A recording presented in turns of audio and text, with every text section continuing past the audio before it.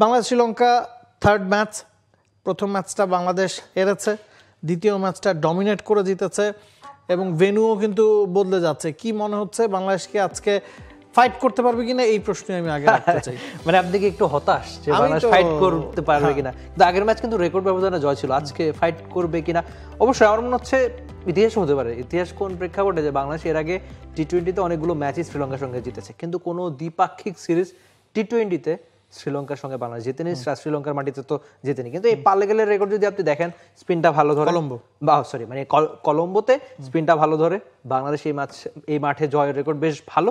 নানান ঘটনা টি-20তে ওই যে নাগিন ডার্বি থেকে শুরু করে নিজাস ট্রফির ফাইনাল, নিজাসের আগের ম্যাচে বাংলাদেশের শ্রীলঙ্কার সঙ্গে জয়, তো সবকিছু মিলিয়ে খুব একটা পিছিয়ে নেই বাংলাদেশ অন্তত আমার মতে। এবং কলম্বোতে খেলা হওয়াটা বাংলাদেশের জন্য অবশ্যই একটা প্লাস পয়েন্ট। এই মাঠে সব মিলিয়ে 7টা ম্যাচের মধ্যে 5টা ম্যাচ বাংলাদেশ জিতেছে, শ্রীলঙ্কার সাথেও 4টা ম্যাচের মধ্যে 3টা ম্যাচ জিতেছে এবং যেটা আপনি বলছিলেন নিদাস ট্রফির 2টা ম্যাচও বাংলাদেশ এই মাঠেই জিতেছে। এটা মনস্তাত্ত্বিকভাবে নিশ্চিতভাবে বাংলাদেশকে একটা অ্যাডভান্টেজ দেবে যে না, এই মাঠে আমাদের শ্রীলঙ্কাকে হারানোর সামর্থ্য আছে। এবং ওয়ানডেতেও এই মাঠে 2টা ম্যাচ পেয়েছে, সেখানে প্রথমটা শ্রীলঙ্কা জিতেছিল, পরেরটা বাংলাদেশ জিতেছে। তবে এবার সিরিজ নির্ধারণী ম্যাচ যেহেতু, এই ধরনের সিচুয়েশন আমরা অনেকবারই ক্রিয়েট হতে দেখেছি, এক সমতা, কিন্তু শেষমেশ গিয়ে তৃতীয় ম্যাচটা আমরা বেশিরভাগ সময়ই হারি। ব্যাক অফ দ্য মাইন্ডে এটাও তো আসলে প্লেয়ারদের কাজ করে।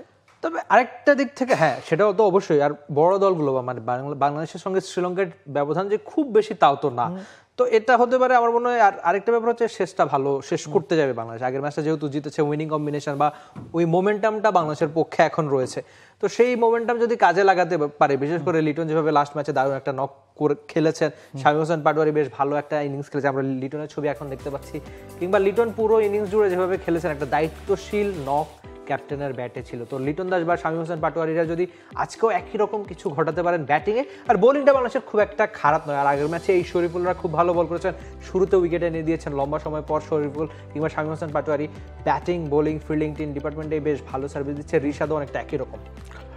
আমরা শ্রীলঙ্কা থেকে, কলম্বো থেকে সরাসরি রিফাত তানভীর রাফিকে যুক্ত করে নিতে চাই। রাফি, শুরুতে আসলে জানতে চাই যে শামীম হোসেন পাটোয়ারি আসলে কোনো আপডেট আছে কিনা? গতকালকে তো তিনি অনুশীলনে অনুপস্থিত ছিলেন, তার আজকে না খেলার কোনো সম্ভাবনা আছে কিনা, বা দলের অন্য কারো ইনজুরির কোনো প্রবলেম আছে কিনা? গতকালকে আসলে ফিজিক্যালের কাছে গিয়েছিলাম, সেখানে শামীম হোসেন পাটোয়ারির সঙ্গে দেখা হয়েছে। তিনি আসলে মাথা ব্যথায় হয়েছিলেন হঠাৎই খানিকটা হেডেকের কারণে। এটা তেমন কোনো বড় কিছু না, সামান্য হয়তো মাইগ্রেন এরকম তিনি চলতে পারবেন আশা করছেন এবং যথেষ্ট ফিট আছেন। এছাড়া আসলে টিমে তেমন কোনো ইঞ্জুরি কনসার্ন নেই।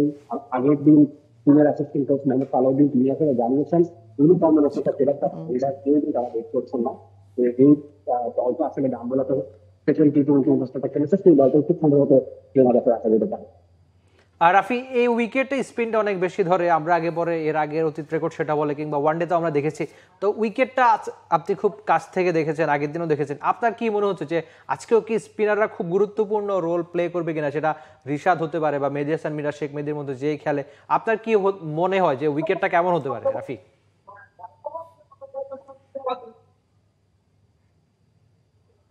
নিঃসন্দেহে সুইপিং দাম বোলার পারলে খেললে সেগুলো অনেক বেশি স্ট্রাইকার, অনেক বেশি ছিল। এই জায়গাটা সেরকমভাবে তুষার খানকে সুবিধা পেয়ে থাকো, বা যত সময় গড়া ততই আসলে স্পিন ফ্রেন্ডলি হয়ে উঠেছে। বাংলাদেশের যারা স্পিনার আছেন, রিশাদ হোসেন, মেহেদী হাসান মিরাজ আছেন, তারা নিশ্চয়ই এই মাঠটা ইফেক্টিভ হবেন বলে আমি ধারণা করতে পারি। রাফি, আপনাকে অসংখ্য ধন্যবাদ কলম্বো থেকে যুক্ত হওয়ার জন্য এবং সবশেষ আপডেটগুলো দেওয়ার জন্য। যতটুকু মনে হচ্ছে শামীম হোসেন পাটোয়ারি খেলছেন এবং স্পিনের কথা আপনি বলছিলেন, সেটা নিয়ে একটু আলোচনা করতে চাই। রিশাদ আছেন, গেল ম্যাচে 3টা উইকেট পেয়েছেন এবং গুরুত্বপূর্ণ সময়ে তিনি উইকেটগুলো নিয়ে এসেছেন। প্রথম ম্যাচে আমরা দেখেছি রিশাদকে অনেক পরে বোলিং আনা হয়েছিল এবং শ্রীলঙ্কা 150-এর ওপর রানের টার্গেটটা চেস করতে নেমে শুরুতে যে ফ্লাইং স্টার্ট পেয়েছে, সে কারণে কি আসলে তাকে দেরিতে আনা হয়েছে কিনা? কমেন্টেটরও এই বিষয়ে কথা বলছিলেন যে দলের ট্রাম্প কার্ড যেহেতু তিনি, তাকে আরেকটু আগে আনা যেত।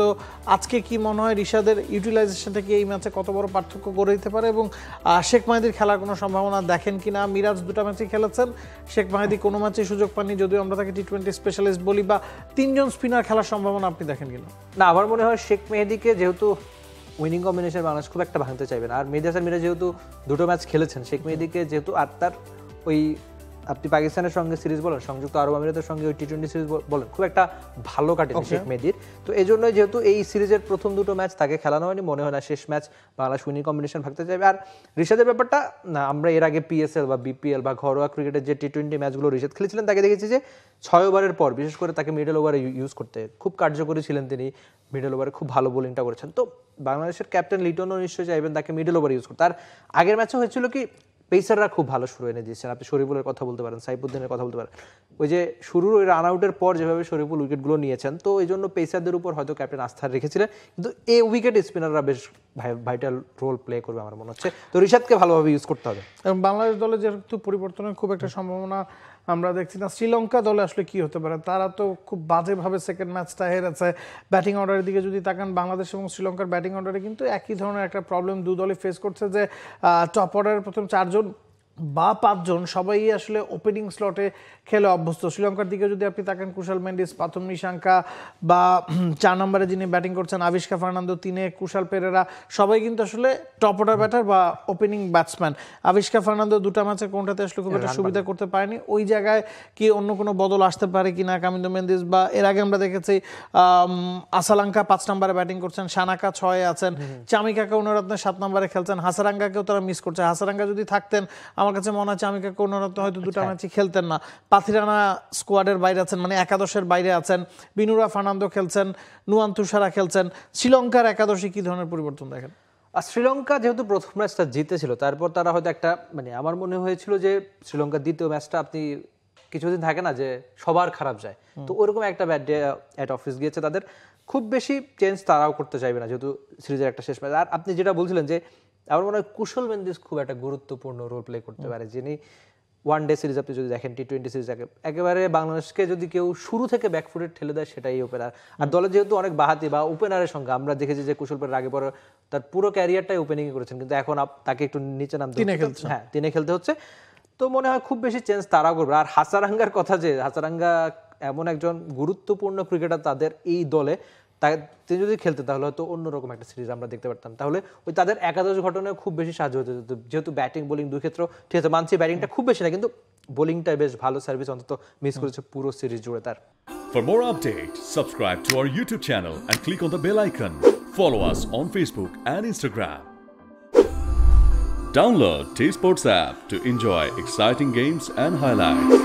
Visit tsports.com.